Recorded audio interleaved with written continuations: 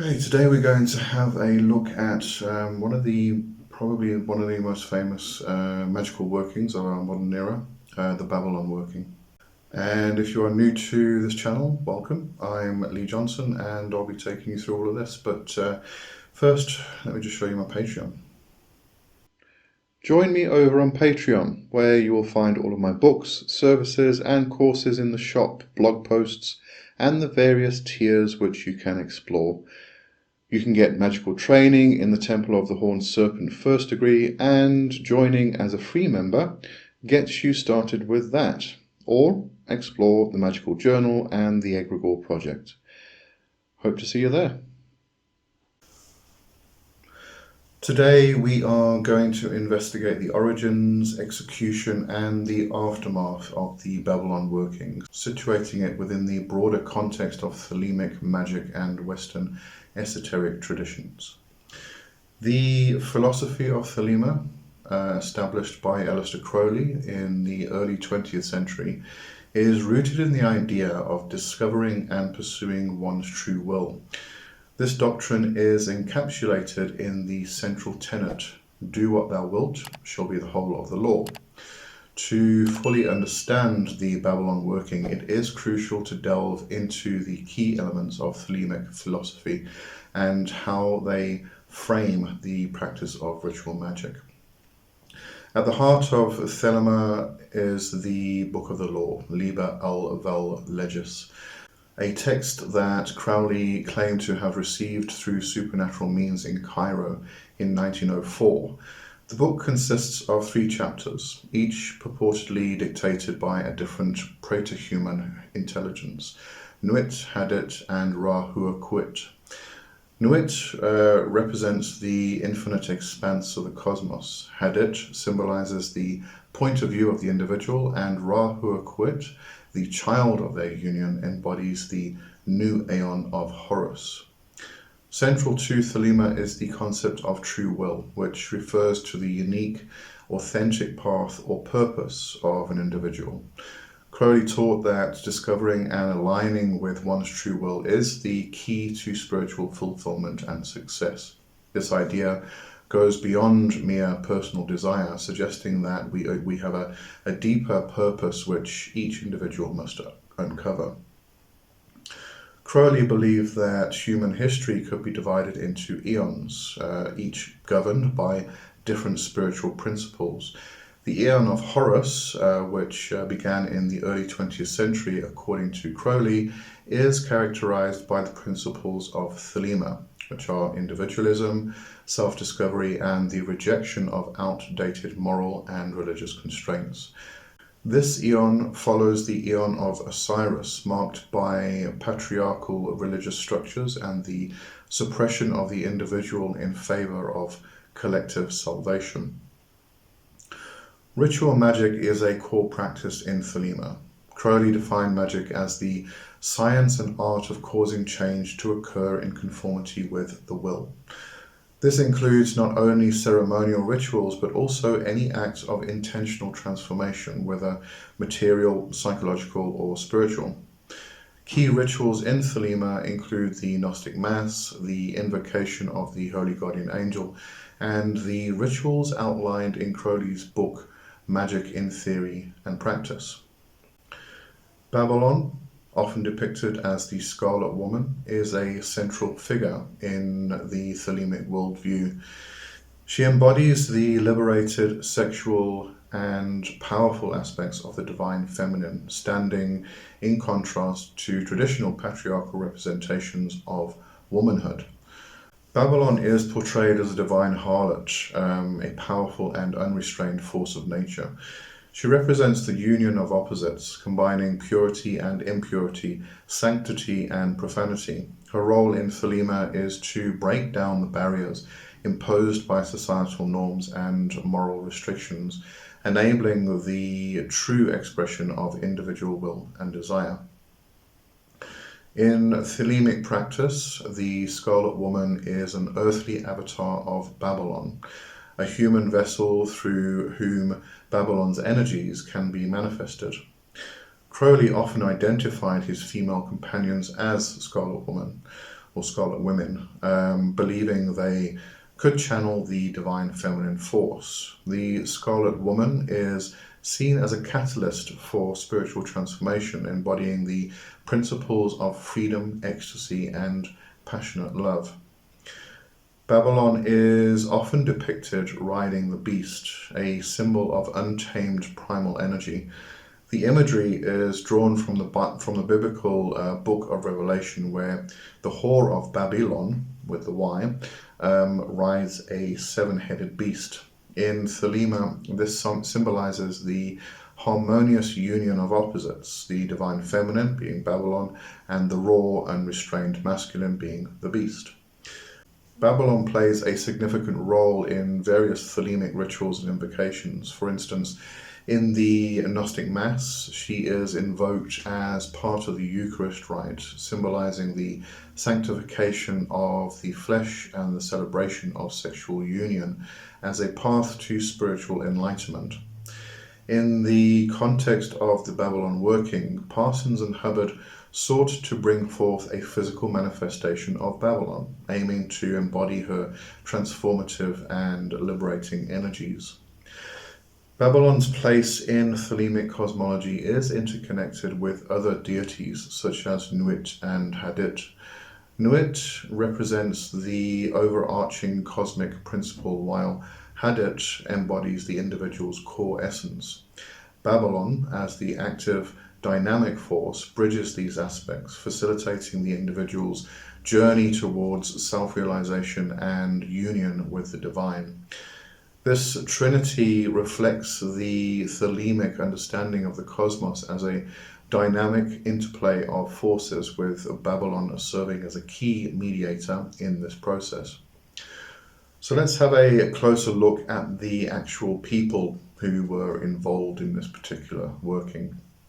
First of all, we have Jack Parsons, born Marvel Whiteside Parsons on the 2nd of October 1914 in Los Angeles, California. And he was a pioneering rocket scientist and a passionate occultist.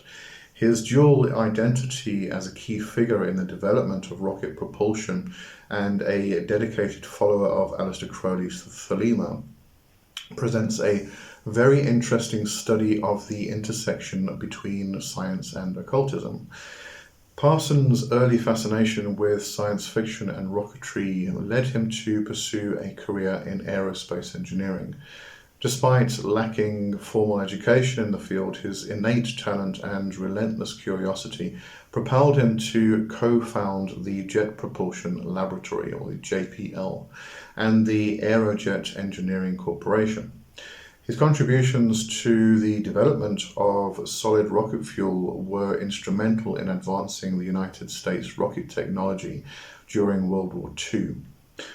Parsons' interest in the occult began in the late 1930s, and by 1941 he had joined the Agape Lodge of the Ordo Templi Orientis, or the OTO, in Pasadena, California. The OTO, under Crowley's leadership, practiced a form of ceremonial magic rooted in Thelemic principles. Parsons quickly rose through the ranks, becoming a prominent member and a close associate of Wilfred Talbot Smith, the lodge's leader.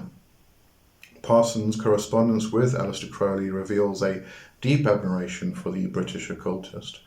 Crowley, in turn, recognized Parsons' potential as a charismatic and capable magician. Parsons' blend of scientific expertise and esoteric knowledge made him a unique and valuable asset to the Thelemic community. His writings, including Freedom is a Two-Edged Sword, reflect his synthesis of Thelemic philosophy with his vision of a liberated, progressive society. The other person, Lafayette Ronald Hubbard, born 13th March 1911 in Tilden, Nebraska, is best known as the founder of Scientology. However, before his establishment of this controversial movement, Hubbard was deeply involved in the occult and played a crucial role in the Babalon Working, alongside Jack Parsons, obviously. Hubbard's early life was marked by a diverse range of experiences, including time spent in the US Navy, and a prolific career as a pulp fiction writer. His works, spanning science fiction, fantasy, and adventure genres, showcased his imaginative and expansive worldview. These qualities would later influence his approach to both occult practices and the development of Scientology. Hubbard joined the Agape Lodge of the OTO in Pasadena at what was often called the Parsonage in 1945. His charisma and storytelling abilities made him a compelling figure in the Pasadena OTO community. Despite his later repudiation of his involvement in the Babalon Working, various accounts and letters at the time suggest that Hubbard played an active and enthusiastic role in the rituals. The partnership between Parsons and Hubbard was marked by a complex interplay of mutual fascination and manipulation.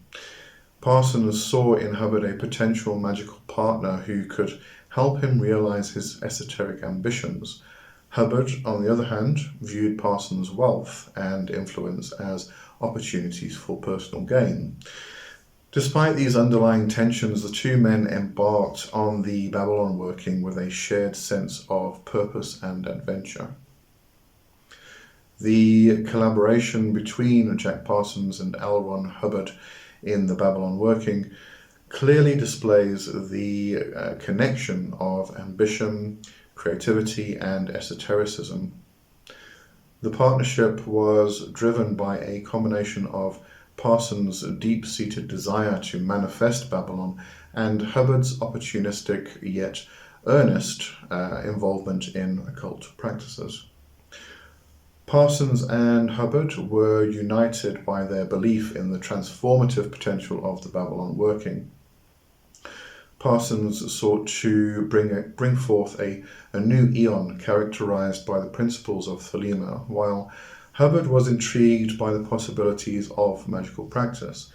Their shared vision was to summon an incarnation of Babalon, whom they believed would catalyze a profound spiritual and societal shift. Before commencing the main rituals of the Babalon Working, Parsons and Hubbard undertook a series of preparatory workings designed to purify their minds and bodies and attune themselves to the required magical energies. These included invocations of elemental forces, astral projections, and ceremonial invocations aimed at preparing a receptive environment for the manifestation of Babalon. The core of the Babalon Working involved a series of complex rituals performed between January and March 1946. Parsons and Hubbard employed techniques drawn from Crowley's magic in theory and practice, including the use of Enochian tablets, invocation of spirits, and elaborate ceremonial procedures. The rituals aimed to summon Babalon and create a moon child, a magical child prophesied to bring about the new Aeon. The immediate outcomes of the Babalon Working were ambiguous and controversial. Parsons believed that the rituals were successful in invoking Babalon, pointing to the arrival of Marjorie Cameron, an artist and occultist, whom he saw as the physical manifestation of the Scarlet Woman. However, the collaboration also led to personal and financial turmoil. Hubbard's subsequent actions, including his departure with a significant portion of Parsons' money, strained the relationship and left Parsons rather disillusioned. The partnership between Parsons and Hubbard, though short-lived, had a lasting impact on the trajectory of modern occultism and popular culture. Parsons' contributions to rocket science and his occult writings continue to inspire both scientific and esoteric communities. On the other hand, Hubbard's later founding of Scientology became rather questionable, employing more science fiction than pure occultism, in my opinion anyway. I think a lot of people's opinions. As I noted, the Babalon Working was not an isolated event, but the culmination of a series of preparatory rituals that laid the groundwork for the main ceremonies. These preparatory workings were crucial in attuning the participants to the required magical energies and creating the right conditions for the manifestation of Babylon. Parsons and Hubbard began by performing elemental invocations to cleanse and purify their environment and themselves. Elemental magic, which involves invoking the powers of earth, air, fire, and water, is a foundational practice in many esoteric traditions. These rituals aimed to balance and harmonize the elemental forces within themselves, ensuring they were in a state of optimal magical receptivity. Concerning the earth invocation, this ritual focused on grounding and stability, invoking the solid and enduring aspects of the earth. It typically involved visualizing the element as a green or brown energy and reciting prayers or invocations to elemental spirits such as gnomes. The air invocation emphasized intellect and communication. The air invocation involved calling upon the energies of the sky and wind. Participants would often visualize a blue or yellow energy and invoke sylphs, the elemental spirits of air.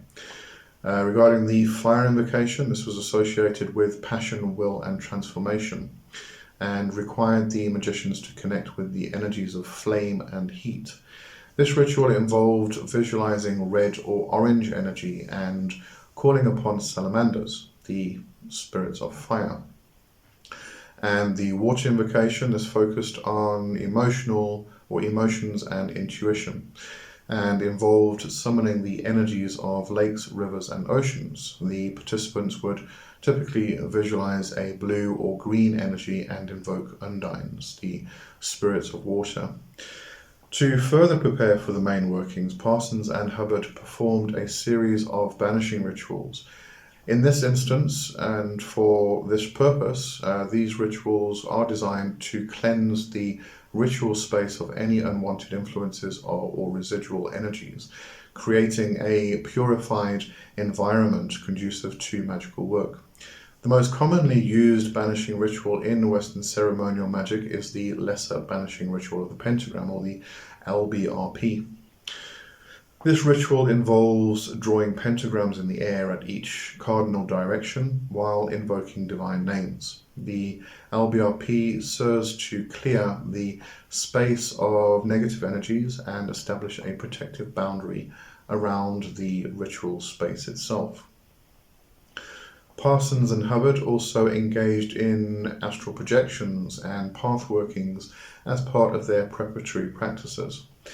Whereas astral projection involves projecting one's consciousness out of the physical body and exploring other realms of existence, path working involves guided meditations that take the magician through symbolic journeys in the astral plane.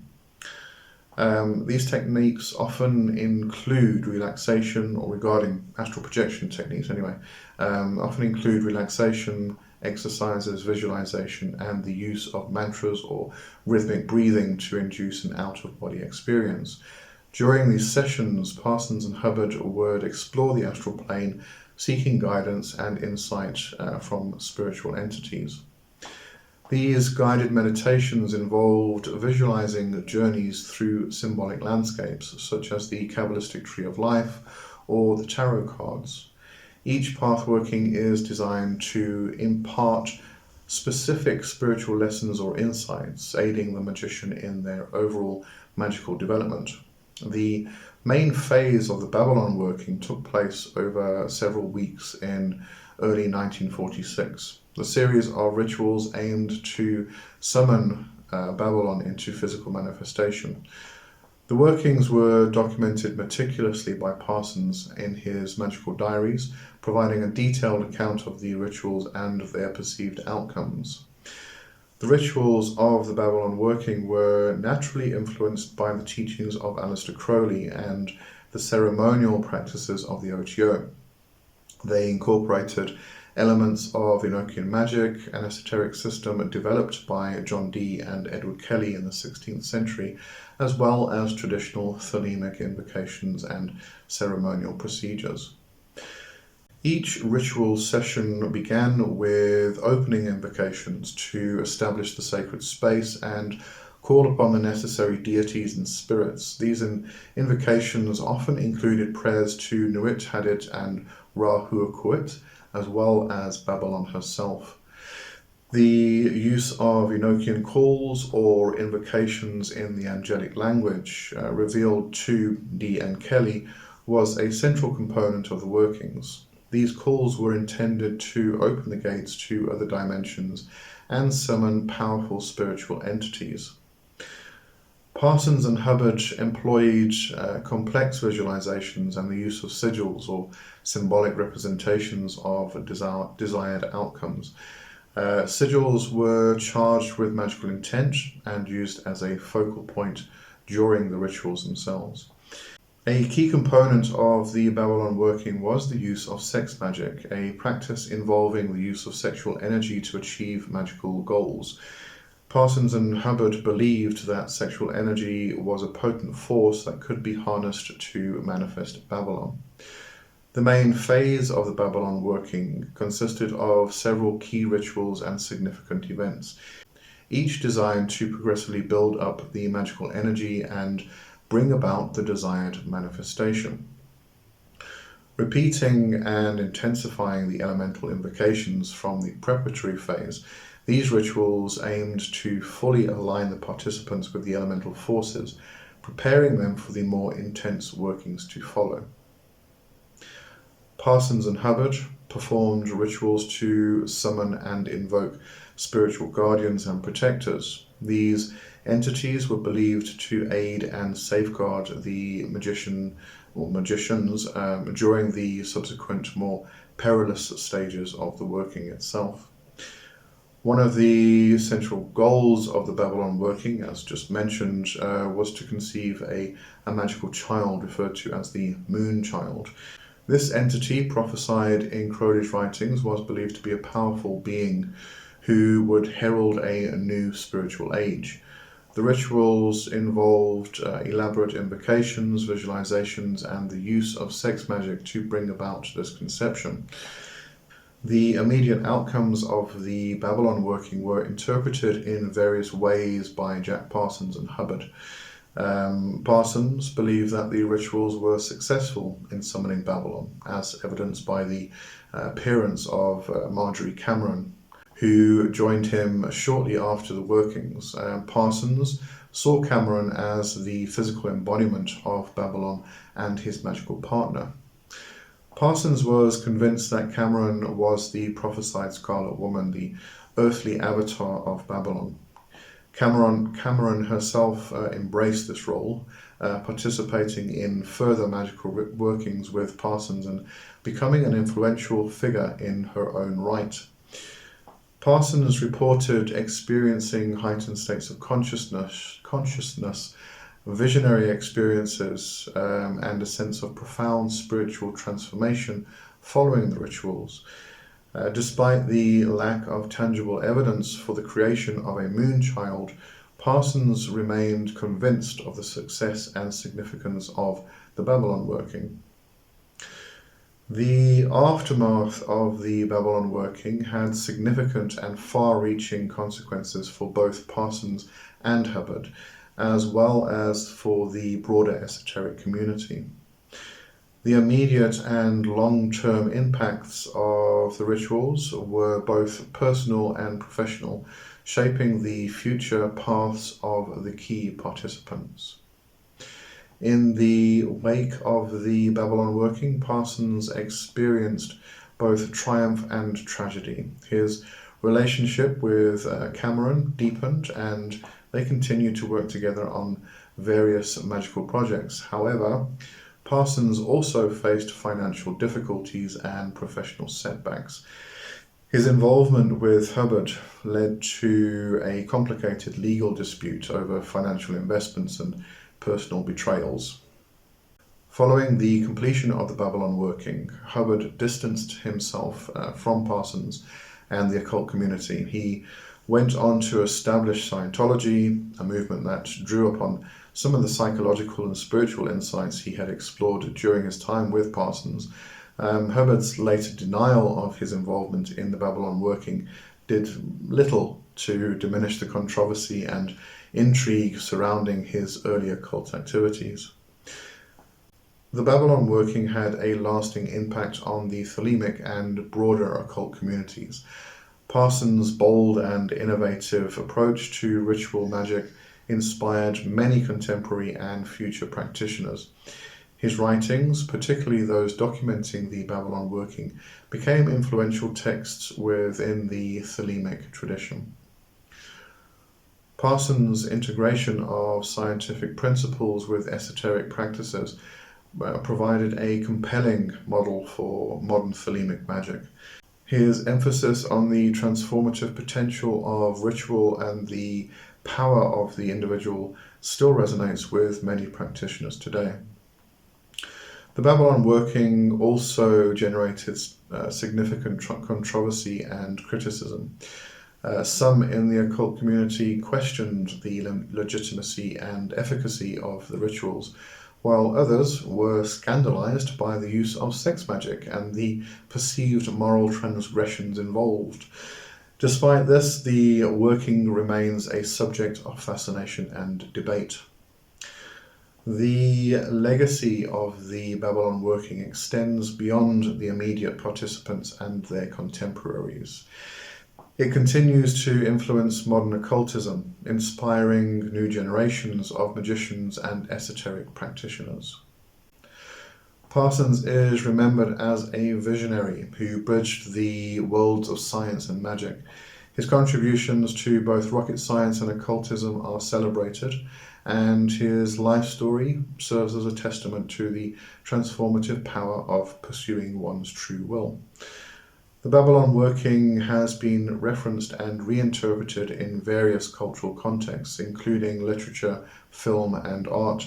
It represents a potent symbol of the quest for spiritual and personal liberation, embodying the allure of the esoteric. Marjorie Cameron, often referred to as just Cameron, played a pivotal role in the culmination of the Babalon Working. Her arrival in Jack Parsons' life shortly after the completion of the initial rituals was perceived by Parsons as a significant and fateful event, marking her as the embodiment of Babylon. Born on the 23rd of April 1922 in Belle Plaine, Iowa, Marjorie Cameron had an artistic temperament from a young age. Her early life was marked by a sense of otherworldliness and a profound interest in spirituality and mysticism. During World War II, she served in the US Navy's Women Accepted for Volunteer Emergency Service, or shortened to WAVES, which brought her to Los Angeles, where she would eventually meet Jack Parsons. Cameron's meeting with Parsons was unexpected. In early 1946, just after Parsons had completed the primary rituals of the Babalon Working, Cameron visited the parsonage, the communal house where Parsons and other members of the OTO lived and practiced their rituals. Parsons immediately recognized her as the woman he had been invoking, the Scarlet Woman or Babylon Incarnate. This encounter was not merely a chance meeting, but was imbued with profound spiritual and magical significance for Parsons. Cameron's acceptance and embrace of her role as the Scarlet Woman was crucial to the continuation and perceived success of the Babalon Working. She entered into this role with a combination of intuitive understanding and enthusiastic participation. Parsons initiated Cameron into the Thelemic tradition, introducing her to the philosophies and practices of Aleister Crowley. She rapidly absorbed the teachings, demonstrating a natural affinity for the mystical and the occult. Her artistic background and spiritual inclinations made her an ideal participant in the esoteric workings. Cameron's involvement in subsequent rituals with Parsons extended beyond the initial Babalon working. Together they performed a variety of magical operations aimed at furthering their spiritual and personal goals. These rituals often involved complex invocations, visualizations, and the use of sex magic to channel and amplify their energies. A significant aspect of Cameron's role as the Scarlet Woman involved the practice of sex magic. In Thelema, sex magic is a potent method for achieving spiritual and magical objectives. Through their sexual union, Parsons and Cameron sought to merge their energies and invoke the divine presence of Babalon, facilitating their personal transformations and the manifestation of their magical will. Cameron's influence extended beyond her role in the rituals. She was also a prolific artist whose work was deeply infused with occult symbolism and esoteric themes. Her art became a powerful medium for expressing her mystical experiences and spiritual insights. Cameron's artistic practice was inseparable from her magical work. She used her art to explore and communicate the complex symbolic language of Thelema and her personal spiritual journey. Her paintings, drawings, and other works often depicted mythological and occult themes, blending her visionary experiences with symbolic representations of spiritual concepts. Among Cameron's significant works are her depictions of Babalon, often portrayed as a powerful, enigmatic figure embodying both sensuality and spiritual authority. Her art frequently featured symbols from Thelemic and other esoteric traditions, such as the Eye of Horus, the Ankh, and the alchemical symbols for transformation and enlightenment. These works served as both personal expressions and public statements of her spiritual and artistic vision. Cameron's artistic legacy continues to influence both the art world and the occult community. Her work has been exhibited posthumously in various galleries and museums, recognized for its unique blend of surrealism, mysticism, and symbolic depth. She remains an inspirational figure for contemporary artists and magicians who seek to integrate creative expression with spiritual practice. Cameron's involvement in the Babalon working and her relationship with Parsons were transformative experiences that shaped her subsequent life and work. After Parsons' untimely death in 1952, Cameron continued to explore and develop her spiritual and artistic path. Following Parsons' death in a mysterious explosion, Cameron faced significant challenges both personally and financially. Despite these difficulties, she remained committed to her spiritual and artistic pursuits. She continued to practice magic, drawing upon the teachings of Thelema and her own intuitive insights. Cameron's later work reflected her ongoing exploration of mystical and esoteric themes.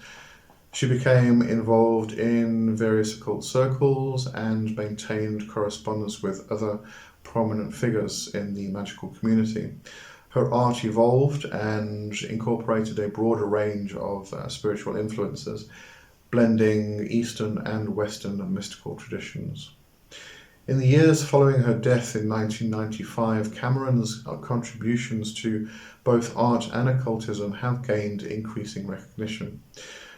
Her life and work have been the subject of numerous exhibitions, documentaries, and scholarly studies.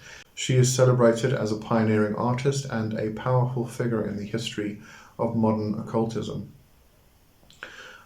So as we can see, Marjorie Cameron's role in the Babalon working and her subsequent contributions to art and magic highlight the profound impact she had on both Parsons' life and the broader occult community. As the Scarlet Woman, she embodied the dynamic and transformative energies of Babalon, playing a crucial role or part in one of the most ambitious and controversial magical operations of the 20th century. Parsons and Hubbard attempted to manifest a powerful archetype of the divine feminine and sort of transcend the boundaries of human potential, and their main aim to usher in a new spiritual era, as we mentioned. And I believe they were instrumental in that. And that brings us to the end of this look into the Babalon Working by Parsons and Hubbard. And I hope you enjoyed that. Thanks for watching, and I'll see you next time. Cheers for now. Bye-bye.